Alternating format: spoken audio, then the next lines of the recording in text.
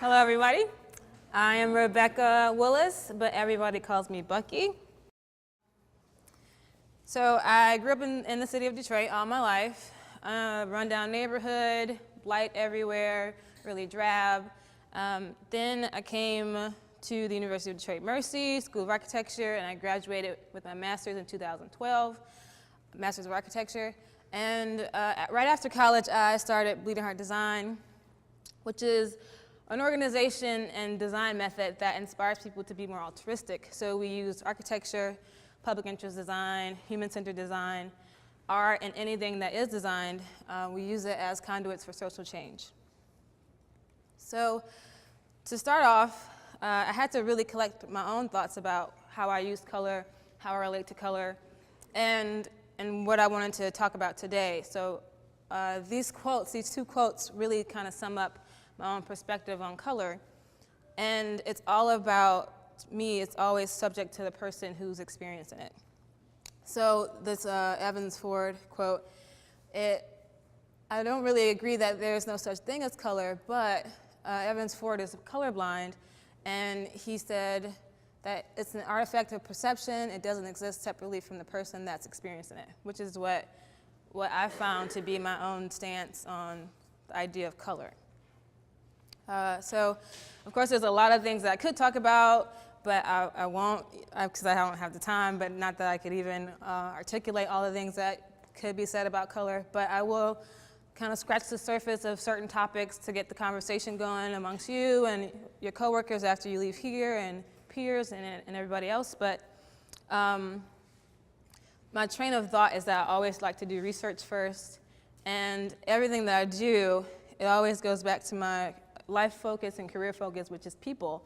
And everything that I do, everything I design and all the things that I do revolve around people, celebrating people's connectivity, interdependence, and things of that sort.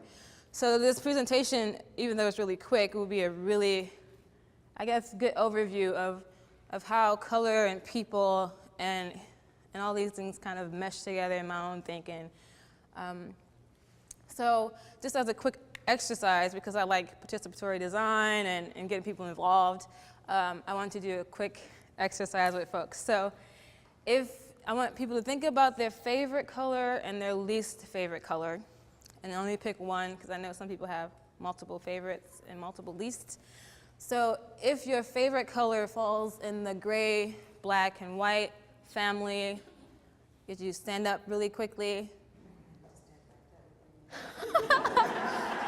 And remain standing if your least favorite color is in that group A family.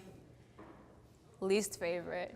Okay, so, and then you can sit down. If your favorite color is in the group B family of red, yellow, or blue, stand up and remain standing. Just look at the people around you, size them up. And then seriously, like, you know, and then if your so you guys remain standing, but if your least favorite is in this group, so meet the people who don't like it and who do like it, but really look around and see who you might want to talk to later after this. And then you all can sit down, and the last group is group C. So you know how this works. Favorite color, woo! And then least favorite. Four people, least favorite. So again, just look around and see, you know, the groups and the people who are like-minded or unlike-minded like you. So to me, to do that was just to say that there's no one right answer about, you know, there's no one perception about color. We all have our different ideas about it. And when we say favorite color, we think that there's connotations that go with that. There's color theory, there's color psychology that go along with that. But my idea is that we should start to think beyond those connotations and theories and break free and just see the person, or realize that the color that we see might not be the same perception that somebody else sees. So I like I said, I'm interested in people, and I like to celebrate people and everything about people. I like to connect the dots. So an interest of mine is Humans of New York, which is just a series of photos and quick comments and interviews. So this is Brooke, and she's a local artist. And I asked a bunch of folks in my research about color to find my own thoughts. I asked a bunch of people about color, and Brooke said her favorite color is lime green, and she described color as turning on the lights. I asked my little neighbor James, who's 9 years old. His favorite color is black, and our Western society might say black might not be a good idea for a kid to have as a favorite color. It might be a little bit strange, but his favorite color is black because his shoes are black. His favorite pair of shoes are black. And this is Devin, who likes red, but he hates black because he's afraid of the dark. And this is Michael, who likes red because as a kid, he's always saw shiny little cartoon robots that were red, and it fascinated him. This is Julia, who's here, and she's a student at UDM, so she's back there. You can call her out after this. But her favorite color is yellow, and she noticed these yellow flowers on this whole campus that I didn't see because yellow doesn't speak to me like it speaks to Julia, but she only likes yellow in small doses. And Kelly, you might think Kelly's favorite color is red, but it's actually turquoise because it excites you and calms you at the same time. And this is Noah, who you might think is shy, but he's really not. But Noah's favorite color is forest green because he grew up in Miami, and forest green is an exotic color to him from growing up in Miami. And then there's Ibi, Ibi and the next person who were the most interesting to interview because they really triggered a lot of thoughts in my own head. But Ibi doesn't have a favorite color because when she was young, her favorite color was purple. But then everybody started buying her purple things, and she was surrounded by purple. So after that, she decided to never have a favorite color again. And she didn't want to be associated with a color. And another thing about Evie is that she moves from one city to another, to Detroit, and her best friend was black when she was younger.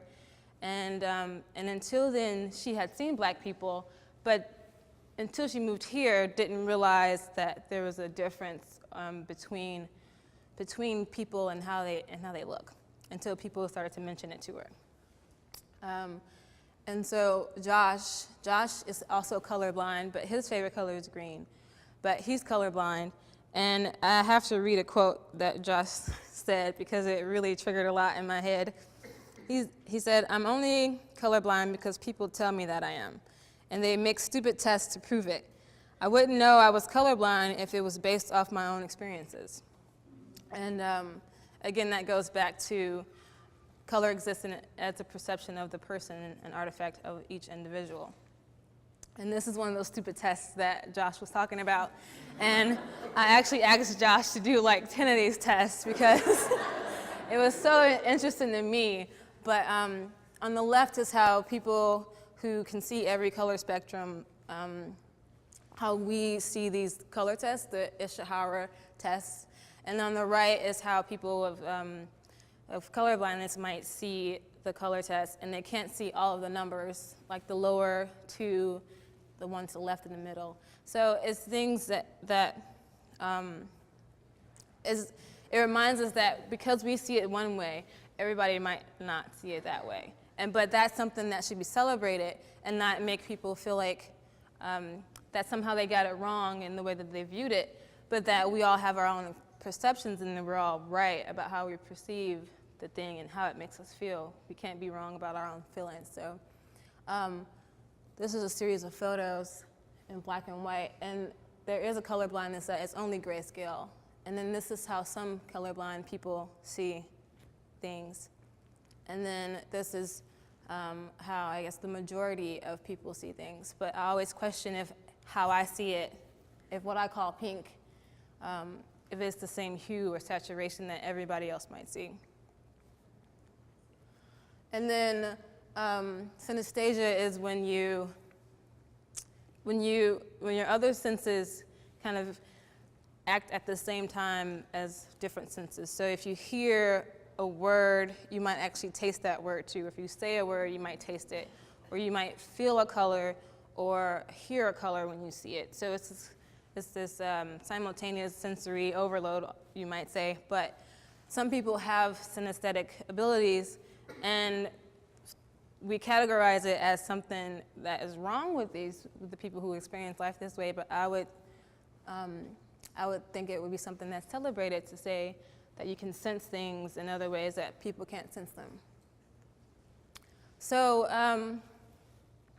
I'll talk about my work in just a second, but I think after doing all this research, I realized that the way that I interact with color is more of as a tool, right? So I could never really understand why I picked a certain color, but it was a tool for me to use as a conduit for social or altruistic design processes. But then I realized that it's special, the work that I do, because of the context that it's in. And when you think about color context, the colors look different and are perceived differently based on the things that surround them. And some of the projects, this is like a digital project that I did, but it's striking because of the silhouette of the white shapes around it, that you then have a gun silhouette. But the things that I do try to be striking, and so in that, the context in which I do it in is important, because this is my neighborhood, and a lot of things look like this, but when you put an element like this in the middle of a neighborhood that is drab and really lackluster, then this in its context becomes amazing, and it becomes interesting and intriguing to the eye, and it catches the eye. So that's important for me. So I'll explain a little bit more about what Bleeding Heart Design is. Right now, we work in my own neighborhood, which is Lindell Gardens, and it's 7 Mile and I-75, that area of Detroit. But the work that we do is always about people, and celebrating people as a whole and people as individuals, and just breaking barriers about what it means to be in categories, and just breaking those categories and lumping everybody in the human category instead of separating those categories. So the truth is, if this was a colorful neighborhood already, then I would probably propose a project that was not colorful, just to mix things up a bit. And I would probably paint a white building and have no color at all. But the idea is that it's the context of which it is in that makes color what it is. And since what we do is all about participatory design, it's the story around the projects that make it what it is. So everything we do has a quote or a call to action to it. And just to cinch everything together that I'm talking about today, okay, these slides are excited to be shown.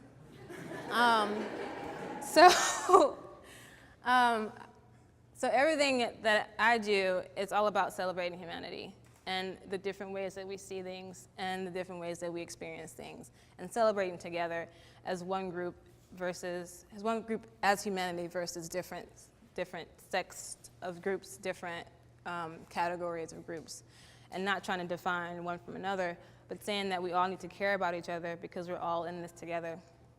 So the art house was done in 2012. And then the We Need wall, people came up and wrote down what they thought we needed, and they had chalk, and they wrote a ton of different comments. In the same liquor store, we painted the Never Doubt wall, which is a quote by Margaret Mead, and this was a call to action for neighbors to come together. And for those who can't see it, it says, "Never doubt that a small group of thoughtful, committed citizens can change the world." indeed is the only thing that ever has. So those are the things that quotes like this and art like this are the things that we use as conduits for social change and improving the quality of life in my neighborhood.